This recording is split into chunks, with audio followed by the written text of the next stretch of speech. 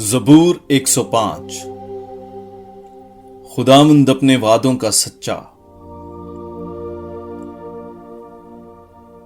خداوند کا شکر کرو، اس کے نام کو پکارو، قوموں میں اس کے کاموں کا بیان کرو، اس کا گیت گاؤ، اس کی حمد سناؤ، اس کے تمام عجائبات کا چرچا کرو، اس کے قدوس نام پر فخر کرو۔ خداوند کے طالبوں کے دل شادمان ہوں، خداوند اور اس کی قوت کو طلب کرو، ہر وقت اس کے چہرے کی تلاش کرو۔ اس نے جو عجائبات کیے ہیں انہیں یاد رکھو، اور اس کے کرشموں اور اس کے منہ کی قضاؤں کو بھی۔ اے اس کے بندے ابراہیم کی نسل، اے اس کے برگزیدے یعقوب کی اولاد، وہی خداوند ہمارا خدا ہے۔ تمام زمین پر اس کی قضائیں مروج ہیں، وہ ابد تک اپنے عہد کو یاد رکھتا ہے، یعنی اس کلام کو جو اس نے 1000 پشتوں کے لیے فرمایا ہے، وہ عہد جو اس نے ابراہیم کے ساتھ باندھا، وہ قسم جو اس نے اسحاق سے کھائی، جو اس نے یعقوب کے لیے قانون مستحکم اور اسرائیل کے لیے عہد ابدی ٹھہرایا، جب کہا کہ میں ملک کنعان تجھے دوں گا تاکہ تمہاری میراث کا حصہ ہو، جس وقت وہ شمار میں تھوڑے بلکہ بہت ہی تھوڑے تھے اور اس ملک میں پردیسی تھے۔ جب وہ ایک قوم سے دوسری قوم میں اور ایک مملکت سے دوسری امت میں پھرتے تھے، تو اس نے کسی شخص کو ان پر ظلم کرنے نہ دیا، بلکہ ان کی خاطر اس نے بادشاہوں کو تنبیہ کی کہ میرے ممسوحوں کو ہاتھ نہ لگاؤ اور میرے انبیاء کو کوئی نقصان نہ پہنچاؤ، اور اس نے زمین پر قحط نازل فرمایا اور روٹی کا سہارا بالکل توڑ ڈالا۔ اس نے ان سے پہلے ایک آدمی کو بھیجا تھا، یعنی یوسف کو، جو غلامی میں بیچا گیا۔ انہوں نے اس کے پاؤں کو بیڑیوں سے باندھا، اس کی گردن لوہے سے جکڑی رہی، جب تک اس کا سخن پورا نہ ہوا۔ خداوند کا کلام اسے آزماتا رہا، بادشاہ نے حکم بھیج کر اسے رہائی دی، اقوام کے حکمران نے اسے آزاد کیا۔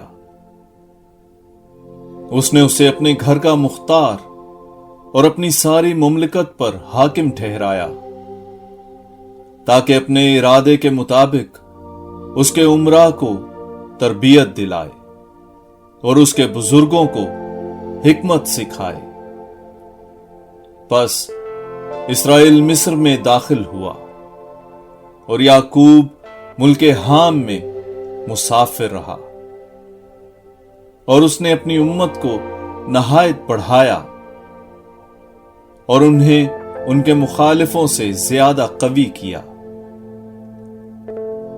اس نے ان کے دل کو برگشتہ کیا کہ اس کی امت سے نفرت کریں اور اس کے بندوں سے دغا بازی کریں۔ اس نے اپنے بندے موسیٰ کو بھیجا اور ہارون کو بھی، جسے اس نے چن لیا تھا۔ انہوں نے ان کے درمیان اس کے کرشمے اور حام کی سرزمین میں عجائبات دکھائے۔ اس نے تاریکی بھیجی تو اندھیرا ہو گیا، پر انہوں نے اس کے کلام سے خلاف ورزی کی۔ اس نے ان کی ندیوں کو خون بنا دیا اور ان کی مچھلیوں کو مار ڈالا۔ ان کے ملک میں مینڈک بھر گئے، یہاں تک کہ ان کے بادشاہوں کی چار دیواری میں بھی آ گئے۔ اس نے حکم فرمایا تو مکھیوں کے غول آ گئے، اور ان کی تمام حدود میں مچھر پھیل گئے۔ اس نے ان پر بارش کے بدلے اولے برسائے، ان کے تمام ملک میں دہکتی آگ نازل کی۔ اس نے ان کے تاکوں اور انجیروں کو مارا، ان کی حدود میں ان کے درختوں کو توڑ ڈالا۔ اس نے حکم فرمایا تو ٹڈیاں آ گئیں، اور ملخ بھی جو شمار سے باہر رہے۔ ان کی زمین کی سب نباتات کو چٹ کر گئے، اور ان کے کھیتوں کا پھل کھا گئے۔ اور اس نے ان کے ملک کے سب ان پیلوٹوں کو مارا جو ان کی پوری شہزوری کے پہلے پھل تھے، اور وہ انہیں چاندی اور سونے کے ساتھ نکال لایا، اور ان کے قبیلوں میں ایک بھی کمزور شخص نہ تھا۔ مصری ان کے چلے جانے سے خوش ہو گئے، کیونکہ ان پر ان کا خوف چھا گیا تھا۔ اس نے سائبان کے طور پر بادل پھیلا دیا، اور آگ دی جو رات بھر روشنی دے۔ انہوں نے مانگا تو اس نے بٹیر پہنچائے، اور نانے آسمانی سے آسودہ کیا۔ اس نے چٹان کو چیرا تو پانی پھوٹ نکلا، اور بیابان میں ندی کی طرح بہنے لگا، کیونکہ اس نے اپنے اس قدوس قول کو یاد فرمایا جو اپنے بندے ابراہیم سے کہا تھا۔ وہ اپنی امت کو شادمانی کے ساتھ اور اپنے برگزیدوں کو خوشالحانی کے ساتھ نکال لایا، اور اس نے انہیں قوموں کے ممالک دیے، اور وہ امتوں کی محنت کے پھل پر قابض ہوئے، تاکہ وہ اس کے قوانین پر عمل کریں اور اس کی شریعت کو مانیں۔ ہلیلویا۔